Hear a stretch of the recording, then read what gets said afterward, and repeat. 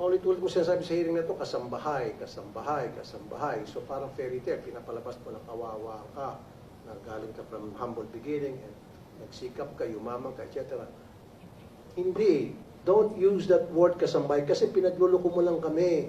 Nobody, no, madam, nobody will believe you. You keep stating na kasambahay. Paano maging kasambahay yung nanay mo kung sila ay kasal ni papa mo?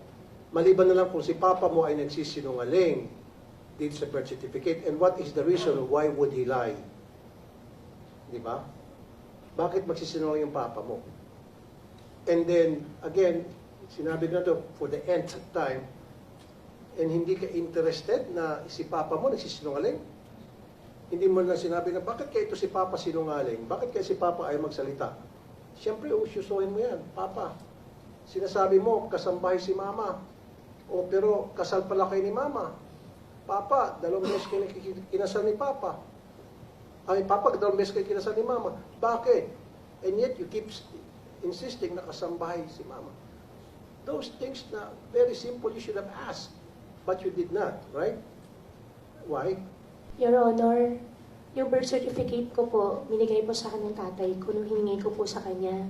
Ang nabasa ko po dun sa birth certificate ko po, nakalagay po dun, yung biological mother ko po ay housekeeper. At pasensya ka na, Sen Rafi, ayaw ko po sisihin yung tatay ko. Mahal ko po ang tatay ko. Wala po tayo, madam, wag niyo pong ilalayo yung topic. Wala pong kami sinisisi rito. Hindi namin sinisisi papa mo, hindi namin siya hinuhusgahan, hindi namin sinuhusgahan din mama mo. Ang sa amin lamang is trying to find the truth. In this case, while we're trying to find the truth, parang lumilitaw, maraming butas yung mga statement mo, nagsisinungaling ka, may tinatago ka talaga. Sana maintindihan mo, Mayor Go, kasi ang ginagawa mo, dililihis mo kumukuha ka ng simpatiya sa publiko kasi that's what the public really wanted to hear, na yung mga sad story, mga fairy tales, mga teleserye, gusto mong pumunta doon pero no, wag mo kami lisin doon. We know better. Okay? You cannot use that. Wag ka magpapakaawa dito po, Mayora. Alam naman namin talaga kung sino ka. Kaya lang, it's very hard for us right now to find out. That's why we're trying to get more information about who you really are.